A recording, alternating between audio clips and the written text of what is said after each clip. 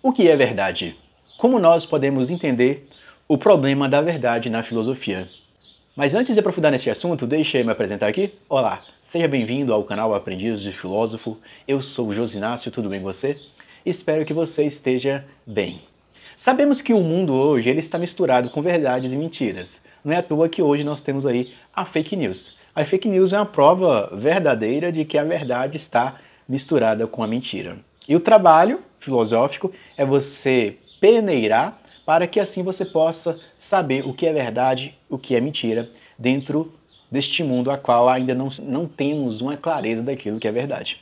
Não é à toa que a própria filosofia quer dizer o quê? Amor ou busca pelo conhecimento ou pela sabedoria. Normalmente, para ser sincero, muitas vezes a gente se torna sofista dentro da filosofia. Porque sofista é a habilidade de você argumentar qualquer assunto e muitas vezes defender um ponto de vista para outras pessoas. Ou seja, você consegue convencer outra pessoa através da sua oratória, da sua retórica, entre outras artimanhas que as ciências humanas e as ciências da linguagem podem proporcionar. Mas além de simplesmente ser uma busca constante pela verdade, a filosofia entra em questões. O que é verdade? Como podemos saber se as coisas realmente são o que são? Na Idade Média, os filósofos medievais, como Santo Ambrósio, Agostinho, Tomás de Aquino, eles abordavam que a verdade é a concordância do objeto com a minha consciência. Ou seja, se eu falar para você que isso aqui é um caderno, amanhã eu não posso entrar em contradição de dizer que isso já não é um caderno. Se eu disser para você que aquilo é um celular, logo depois eu não posso dizer que aquilo é uma caneta, porque eu estaria entrando em contradição. Não é à toa que na Idade Média existe a grande polêmica dos universais. Será que as coisas elas existem de verdade? Ou simplesmente são conceitos criados através de ideias que nós seres humanos concordamos com aquilo que os outros estão dizendo? Ou seja, as ideias ou a verdade, melhor dizendo, seria apenas um conceito social.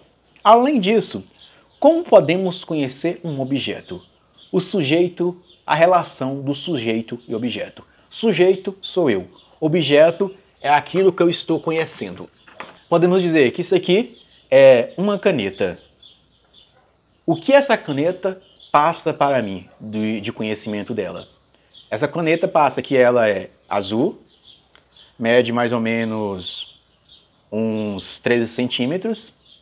Essa caneta ela tem a potência de ser uma caneta de um professor. Ela tem a potência de ajudar na escrita em um quadro.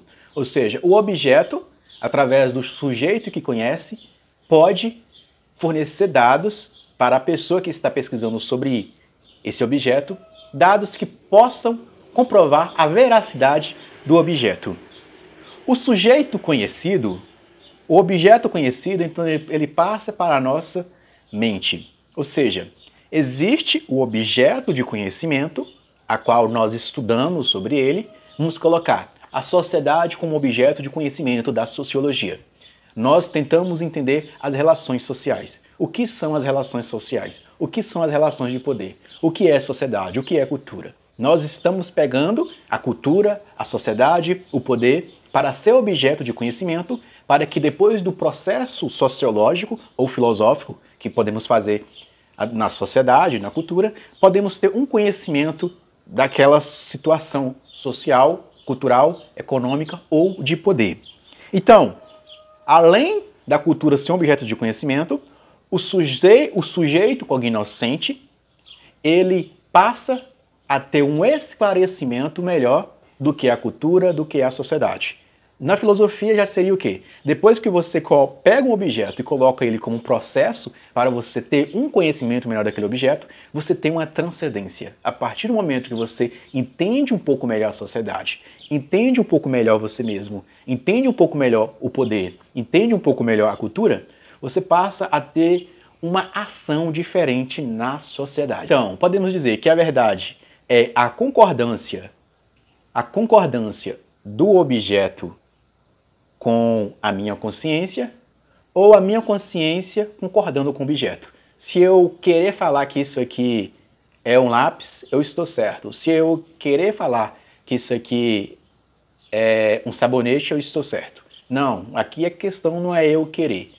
a questão aqui é, minha consciência realmente está de acordo com o objeto apresentado. Mas não vai ser só isso. Na história da filosofia, temos os movimentos de ceticismo. Ceticismo é aquela pessoa que duvida.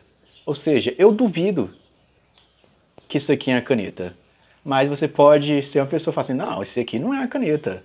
Aí você vai ter que provar porque isso não é uma caneta. Talvez você vai entrar em questões bem especulativas, você pode usar até a sua razão especulativa e abstrata para confirmar que aquilo não é uma caneta. Mas se eu levantar ela no meio de uma turma muito grande, todo mundo vai concordar que é uma caneta. Mas existem coisas que você pode se tornar cético. Exemplo, existe o certo? Aí você fala, não, tem certas coisas que são certas, certas coisas são erradas. Existe verdade? Ah, verdade não existe não. Aí você fala, pode existir verdades. Aí você faz uma busca mais profunda e percebe que você, de certa forma, é cético em algumas questões. É por isso que a filosofia muitas vezes ela ajuda aí. O movimento cético, ele nasceu dentro de um sistema social, político e econômico. Na Grécia Antiga começou lá na polis, quando os sofistas começaram a aplicar máximas como o homem é a medida de todas as coisas, ou seja, o homem é a medida daquelas coisas que ele conhece e também daquelas coisas que ele não conhece. Ou seja, não existe apenas um conhecimento que uma pessoa só consegue abranger, mas necessita que outras pessoas possam repassar um conhecimento para você. Não é à toa que Agostinho de Hipona, no livro dele Confissões, ele vai abordar que nós seres humanos muitas vezes estamos condicionados a ter que aprender com outras pessoas. Então, a outra pessoa vai dizer para nós aquilo que é certo, aquilo que é errado, aquilo que é bom e aquilo que é útil. Quem tem essa capacidade são os nossos pais. Mas se nossos pais, a gente vê eles como pessoas corrompidas, pessoas que não podem elevar nossa mente, a gente escolhe tutores ou mestres. E para avaliar um bom mestre, para ser o nosso tutor, para mostrar a nós o caminho que devemos seguir, o mestre precisa ter um ethos, ou seja, uma boa ética, uma boa moral, para que assim possa ter uma certa credibilidade naquilo que ele está dizendo e naquilo que ele está ensinando. Ou seja, muitas vezes a verdade está também na concordância da minha consciência com o objeto ou na concordância do objeto com a minha consciência. A pergunta, a verdade está na concordância da minha consciência com o objeto ou do objeto com a minha consciência? As coisas são verdades porque eu quero que elas sejam verdades. Ou as coisas são o que são independente daquilo que eu penso. Isso aqui já estamos refletindo. Mas o ceticismo ele se torna importante quando temos visões dogmáticas. Ou seja, quando a pessoa fala que essa caneta é preta. Isso é um dogma. Então todo mundo tem que dizer que é preta esta caneta, para que assim não entra em contradição. Então, um dogma. Mas pode vir uma pessoa e dizer que essa caneta ela é azul. E ela vai ter que provar da forma especulativa, argumentativa, usar suas faculdades para dizer que aquela caneta não é preta. Mas entra na questão dogmática. Era um dogma em dizer que a caneta é preta. Mas uma pessoa descobriu que a caneta não é preta. Exemplo, talvez você é uma pessoa apaixonada e você está com dogma em dizer que aquela pessoa te ama. Aquela pessoa te deseja. Mas tem um amigo seu que percebe que aquela pessoa que fala que te ama, que te deseja, ela é mentirosa. Mas você está tão com o véu da paixão que parece que faz um dogma, você não consegue ver a verdade. É por isso que ser cético ou duvidar às vezes faz parte do processo filosófico.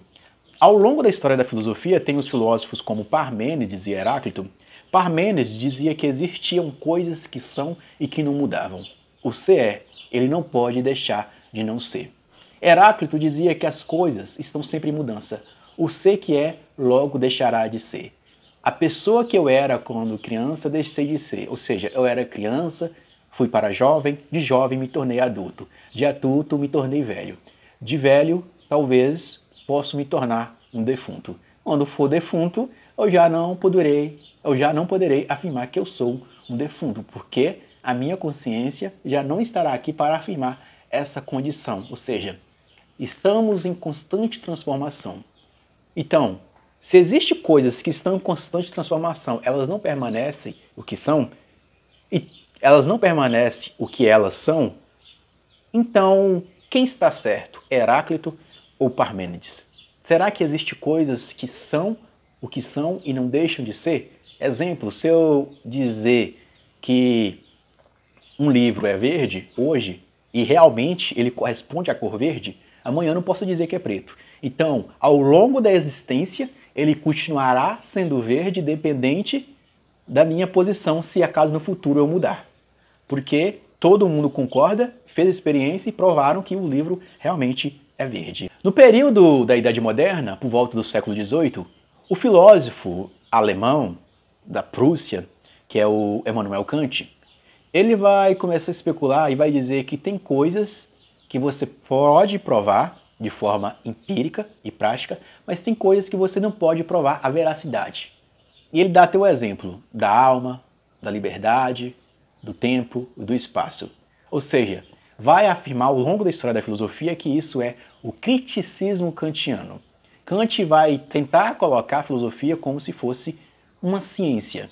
Ele tenta fazer isso aí. E coisas como coisas investigativas, objetos de conhecimento como Deus, alma, destino, liberdade, sempre irão para o campo da especulação. Porque Kant, ele retira aquela questão de você ficar sempre pensando sobre o que é liberdade, sobre quem é Deus, porque certas coisas elas fogem do campo de experiência prática. Ou seja, alguma quantidade de pessoas podem concordar que Deus existe, que Deus é verdadeiro. Mas outra quantidade de pessoas pode ser céticas ou ateus e dizer que Deus não existe, é apenas uma concordância social. Outras pessoas podem dizer a liberdade existe e outras podem não concordar e dizer que a liberdade não existe. Outras pessoas concordam, a alma existe, mas outras pessoas não concordam que a alma existe. Mas, buscando a verdade ao longo da filosofia e da crítica, podemos concordar com algumas coisas socialmente. Eu posso afirmar, eu existo, eu estou aqui conversando com você, mas eu não posso trazer de forma concreta que Deus existe. Simplesmente eu posso refletir junto com você e talvez você pode concordar ou não pode concordar. Então, para concluir esse vídeo, quero dizer para você que a busca filosófica está dentro disso aí também, que eu acabei de dizer, sobre o ceticismo, sobre perguntas, concordância da minha consciência com a realidade ou a realidade com a minha consciência. E mais, a filosofia é uma busca constante. Tudo aquilo que eu falei aqui é uma reflexão para você que está buscando a verdade, possa encontrar com ela e simplesmente não tentar empurrar essa verdade para outras pessoas. Simplesmente, se você encontra uma verdade e você percebe que é verdade, passe a viver de acordo com aquela verdade, pelo resto da sua vida. Se ao longo da sua vida houver uma transformação e você necessitar mudar de verdade e você perceber que você estava equivocado, mude, mas coloque alguns princípios. A minha verdade, o que ela promove? Promove a minha paz de espírito? Promove o bem comum? Promove a minha sabedoria? Promove a minha liberdade? Promove eu ser uma pessoa melhor? Se sua verdade promove todas essas coisas, continue afirmando. Mas se você percebe que a sua verdade está destruindo a si e a sociedade ao redor, então é melhor mudar de verdade. Ou melhor dizendo, é melhor mudar de opinião. Como Parmênides falava, tem pessoas que vivem em dois mundos. Algumas pessoas vivem no mundo da opinião, da doxa, dizendo que assim é certo e tem que ser dessa forma. Outras pessoas tentam viver no mundo da alateia, ou da verdade, a busca constante pela verdade. É assim que se comporta normalmente, ou deveria se comportar, a busca filosófica. Tchau, tchau. Muito obrigado por me acompanhar até aqui. E até o próximo vídeo do canal. Eu fui!